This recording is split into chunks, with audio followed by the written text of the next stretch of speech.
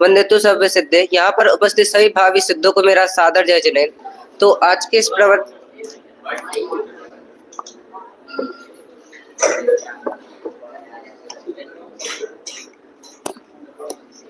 आज की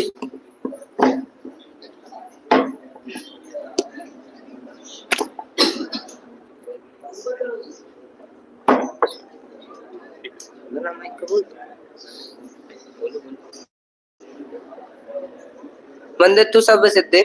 यहाँ पर उपस्थित सभी भावी सिद्धों को मेरा सादर जय जनेन। तो आज के इस प्रवर्तमान गोष्ठी में मेरा विषय है पुरुषार्थ सिद्धि उपाय में कहित अहिंसा की व्यापकता। तो जिस प्रकार कोई इमारत बनाने से पहले नींव डालना आवश्यक होता है, उसी प्रकार अहिंसा रूपी इमारत को बनाने से पहले आचार्य अमृतचंद्र देव हिंसा रूपी नींव को डालते हुए पुरुषार्थ सिद्धि उपाय की 43 नंबर की गाथा में लिखते हैं, यत्त खलु कषाय योगत्य प्राणाम द्रव्य भाव रूपाणाम व्यपरो परस्य कर्णम सुनिश्चित भवति सा हिंसा। अर्थात यहाँ पर आचार्य देव हिंसा को बताते हुए कहते हैं, हिंसा दो प्रकार की है। पहली स्व की द्रव्य हिंसा भाव हिंसा तथा दूसरी पर की द्रव्य हिंसा भाव हिंसा।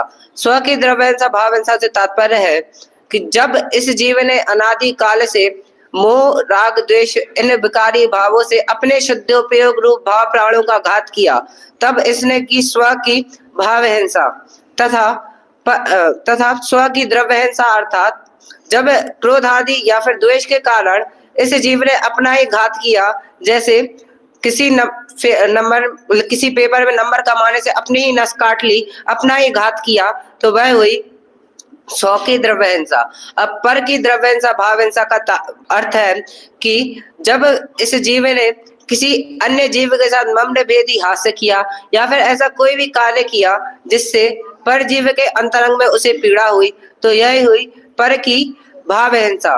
तथा पर की द्रव्य हिंसा अर्थात कि अगर द्वेष नहीं तो क्रोध आदि कषाय के कारण पर जीव को मारा, सताया, दुख दिया, तो यह हुई पर की भाव द्रव्य हिंसा। यहाँ पर आचार्य देव स्व पर द्रव्य भाव हिंसा को आत्मघात तथा परघात के नाम से बताते हुए अगली गाथा में परघात हिंसा के दो भेद बताते हुए कहते हैं, हिंसाया अविरमणम हिंसाया परिणमनमपि भवति हिंसा तेषामेवोत्पत्ति प्राणवपरूपणम नित्यम। अर्थात परघात हिंसा दो प्रकार की है, हिंसा या परिणमनमपि। अर्थात पहली परिणमन रूप परघात हिंसा। तो परिणमन रूप परघात हिंसा से तात्पर्य है कि जब यह जीव मन वचन काय इन तीनों योगों से परघात की हिंसा में परिवर्ता है, तो वह कहलाती है परिणमन रूप हिंसा। जैसे आदरणीय अध्यक्ष महोदय, मैं अगर आपसे कहूं कि आपको एक चींटी को मारना है, तो आप एक चींटी को मारने में संकोच करोगे। लेकिन अगर मैं किसी कसाई के पास गया और उससे कहा कि मुझे एक मुर्गा चाहिए, तो तुरंत उस मुर्गे का सर धड़ से अलग कर देगा, उसे इतना सा भी संकोच नहीं होगा। क्यों? क्योंकि वह मन वचन कायन तीनों कार्य से उस कार्य में परिवर्ता है, वह उसे इतना सा भी संकोच नहीं होता। तो वह होती है परिणमन रूप हिंसा। और दूसरी अविरमण रूप हिंसा। तो अविरमण रूप हिंसा से तात्पर्य है कि जैसे किसी जीव का मांस खाने का त्याग नहीं है, तो भी वह मांस नहीं खा रहा, लेकिन उसके मन में मांस खाने के भाव निरंतर चल रहे हैं। वह सोच तो रहा है कि कहीं अगर अच्छा मांस मिलेगा तो मैं खा लूंगा। तो यह हुई अविरमण रूप हिंसा। अब यहाँ पर एक बिंदु विचारणीय है कि हिंसा का अर्थ तो घात करना होता है, तो परजीव के घात के बिना हिंसा कैसे कही जा सकती है? तो इसी संदर्भ में आचार्य देव फरमाते हैं कि हिंसा का अर्थ तो घात करना ही होता है, परंतु घात दो प्रकार का है। वही जो पूर्व में कहा, आत्मघात और परघात। राग आदि द्वेष के कारण अपनी आत्मा का घात किया, वह दूंगा आत्मघात। तथा पर जीव के पाप कर्म के उदय से यह जीव पर जीव के घात में निमित्त हुआ। यहाँ पर निमित्त शब्द पर गौर करना आवश्यक है, क्योंकि यह जीव किसी का घात नहीं कर सकता।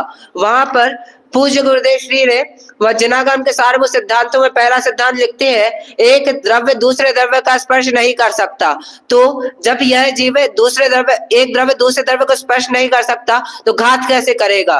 नहीं तो आयु क्षय से मरण हो, यह बात जिनवर ने कही, तुम मार कैसे सकोगे जब आयु हर सकते नहीं। मैं मारता हूँ अन्य को या मुझे मारे अन्य जन, यह मानता मिथ्यात्व है जिनवर कहे भव्य जन। कि मैं किसी को मारता हूँ या फिर कोई अन्य जन मुझे मारे, यह मान्यता मिथ्यात्व है।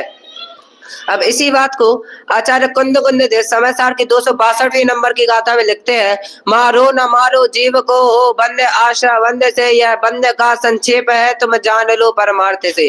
अर्थात जीव को मारो या ना मारो, बंदे तो मात्र अध्यवसान अर्थात मोह राग द्वेष से ही होता है। यही बंदे का संक्षेप सार है। अब हमने नींव तो बना ली, तो अब इमारत बनाते हुए आचार्य देव 44 नंबर की गाथा में लिखते हैं, अप्रादुर्भावा खलु रागादीनां भावहिंसेति तेषामेवोत्पत्ति हिंसा जनागम संक्षेपा। अर्थात हमारी आत्मा का घात जिन रागादि भावों से होता है, उन रागादि भावों का अभाव ही अहिंसा है।